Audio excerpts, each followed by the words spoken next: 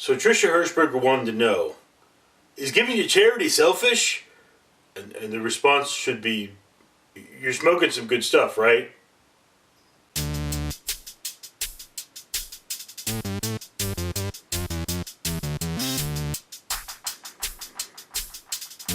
So the idea of charitable donations being really a selfish thing is something I've actually heard of before in my studies in psychology. I do know about it. I have heard about it.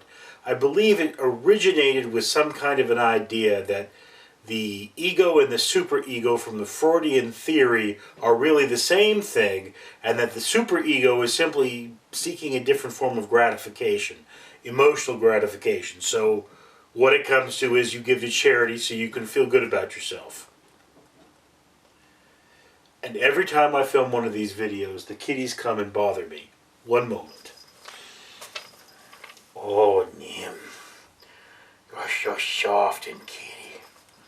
Oh, yes. So one might say that the charity I exhibited in saving Nim here and her annoying brother who's making noise is really the joy of knowing that I did so. Nim here is still up for adoption, by the way. Oh, you're such a cool kitty. Yes. Except when you bother me when I'm trying to film. Come here. Give me a hug. So, now, again, yeah, when you give to charity, you generally feel good about yourself, or you're alleviating the bad feeling you have that other people are suffering. So to a certain extent, there is a self-motivation in the area of giving to charity.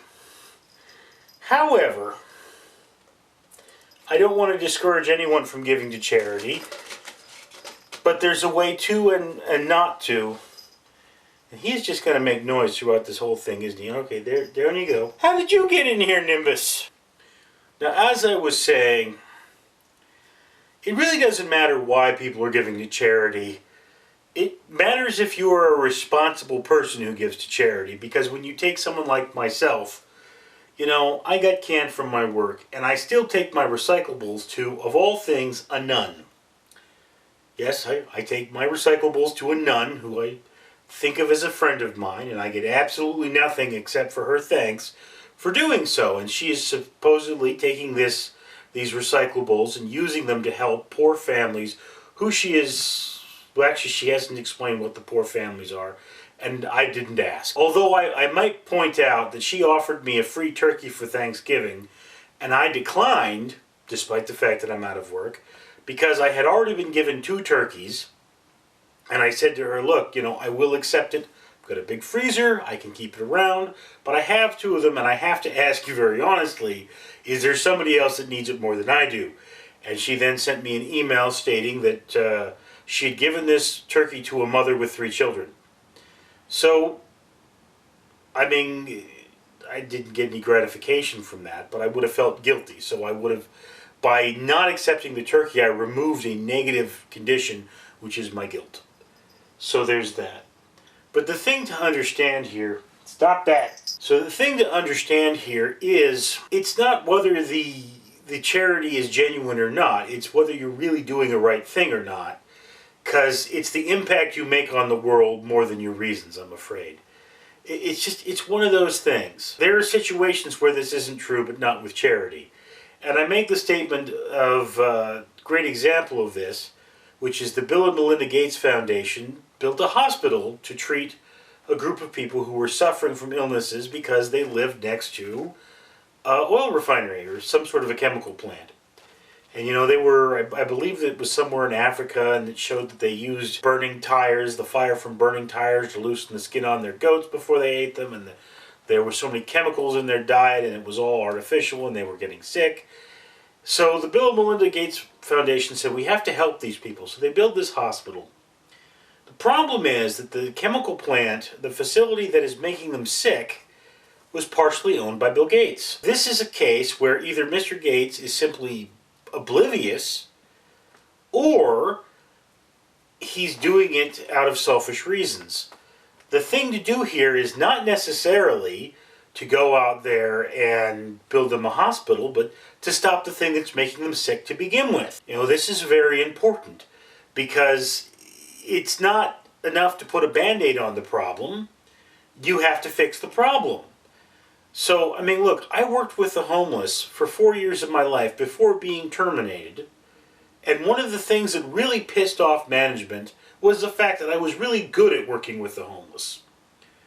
And people would come back and tell me, thank you, you were such a great person, and you never made me feel like a criminal, and you always made me feel like a human being, and now I have my apartment, and you helped make that happen. I would look at them and think, I treated you the way I treat every other human being on this planet.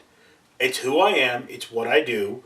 I treat everyone from a standpoint of respect because I want to be respected myself. Bob Denver here is fighting with his sisters, so I get to hold him for a moment. And there's the thing, working with the homeless was one way of addressing the problem. But I can tell you, if you give to the homeless or you give to charity, and then you, for example, turn around, go to a discount store with a Mart in the name, and their colors are blue and yellow, and you buy yourself a DVD or a Blu-ray, you're a bad person. Why are you a bad person? Because you are supporting human suffering at that point. Because this is a company that mistreats their workers. So on the one hand, you can go do something good, but if you don't stop doing things that are bad, supporting people who harm other people, you're still not a good person. And that's kind of the important thing to understand about charity. It is fine to find somebody on the street and address that problem. It is far better to stop them from ever getting on the street. Now, I can tell you with personal experience, most of the homeless people that I have worked with have come from broken homes, have suffered child abuse, have had brushes with the law. These are all common things. But I have met people, Bob, if you don't want to be in the video, leave your sister alone. Seriously. I'm trying to film here. Oh, but I love you. You're such a kitty. Bob also is up for adoption. I want to make that clear. So yeah, I have met people who were strictly victims of the bad economy. And it's just that simple. I've also met people that came out to California because they wanted to be a star and had a perfectly good home wherever it was they lived. They come in all flavors, is the thing. But again, if you want to really help the homeless, really help people in general, it's really simple. Become a responsible shopper. Go out there and buy from businesses that treat their workers well. Show people that you care about other people. Not just homeless ones, all people. One of the dumbest things I ever saw, somebody was saying how it's better in a culture, if you want to address the problems of a culture, you educate the women. This is why that statement is really not that smart. And the reason is that, women are 52% of the population. Educating 52% of the population is probably going to have a major positive impact. I don't think it makes that much of a difference if they're women or not. I don't think anyone should be denied an education, certainly not because of their gender. And if you say, we're just going to educate the women, then aren't you being a sexist? Shouldn't we just view all people? As human beings in need of assistance? It's like, this is sort of the thing when people come and talk to me about the situation with ISIS, and my response to them, you're fine with them treating their own women like property, stoning them to death if they are sexually assaulted, and keeping them like animals. You're fine with that. Okay, that's perfectly cool. But once they come over and bother somebody or someone who looks like you, there's a problem. Yeah, human rights should be human rights. Rights for all the human race. And it's like I say, I have done many things in my lifetime to help the homeless. I have done many things to help many people. I find it just as important if my neighbor comes across the street and says he needs help moving a couch, or if somebody on the street clearly needs assistance. Now, I will make the point, and this is an important point to make, is that when you give money to people on the street, that is often the worst thing you can do because a lot of them are fakers. I mean, I did work with people who, I mean, what they did, they lived at the shelter, they had free food, they had free clothing, they had a roof over their heads, and they went on Hollywood Boulevard and asked people for money. And this one guy was like, yeah, I made 45 bucks in 1 hour. Okay, well, yeah, you probably would have done better had you given that money to an institution, and that institution would then use that money, a portion of that money, to actually help the homeless. Whereas this guy, he was just buying spending money, so he's going to go and get a Coke with that, maybe buy a couple of beers or an ounce of pot. Had you given that money to the facility I worked for, most of it would have gone to management. I was actually told once by the guy that ran the place that, I mean, it was $100,000 a bed per year. Now there's a reason for that $100,000, because it's not just putting somebody in a home, giving them food, and giving them clothing. It's giving them medical assistance. It's, giving them psychological aid, helping them find a job. All these things cost money. And it's not just people that live at that facility. They had a van that went out and gave out food. But still, that is a staggering total. But, there are people that make more than $100,000 a year begging on the street. So if you made more than $100,000 a year begging on the street, and trust me, these people exist, why would you go out there and get a real job? Now, I'll admit, there was one time, I was in Fullerton of all places, and Fullerton does not have a homeless shelter. There are no homeless shelters in Fullerton. And a man came up to me, and he said, my wife and I just got out of the hospital. I don't have any money. I'm hungry. And I handed him a 20. It was in the parking lot of a Costco, mind you, and I had just had lunch at the Costco, which is one of the things I love doing. Why did I give this guy money? Well, for one thing, I could tell he was dirty. He was dirty as in he had not bathed, likely was wearing the clothes he had on when he was admitted to the hospital. There was blood on his shirt, I remember that. It did look like blood to me, not like ink or something. So I believed his story. And this is a person that needed assistance right now.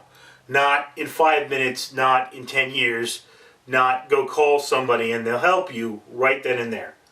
So there was that. So I don't like to discourage people from giving money, except for the fact that if you're going to give direct relief, give money to somebody, first off, remember that the homeless can get food stamps. And second off, look at the person you're giving to.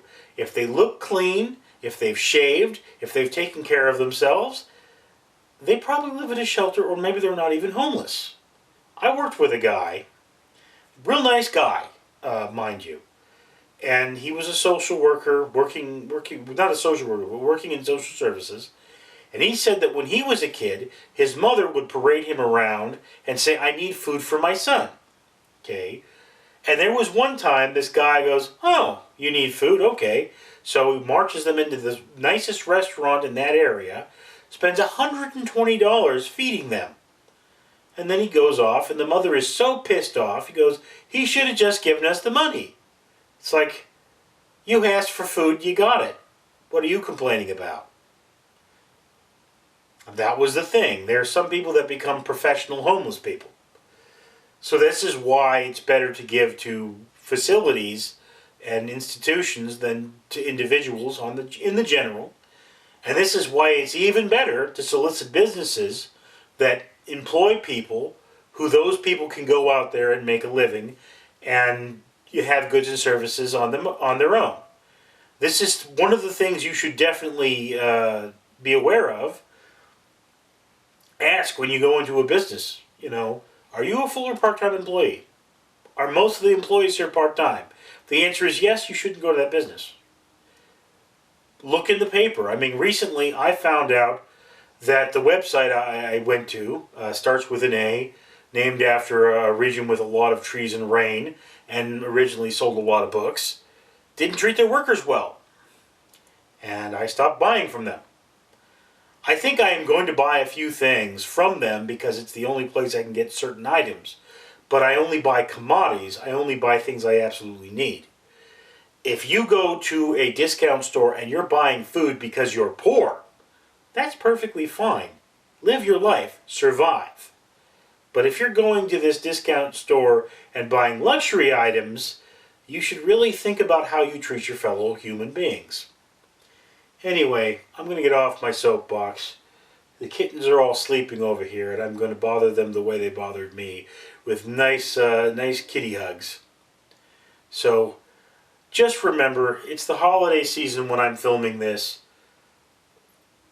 This is a season of goodwill towards the human race. Every season should be the season of goodwill towards the human race. Treat every human being as though they have value. Not just the very poor, not just the very rich, but everyone. And, just try to be a responsible human being. I'm Richard Neal. Peace out.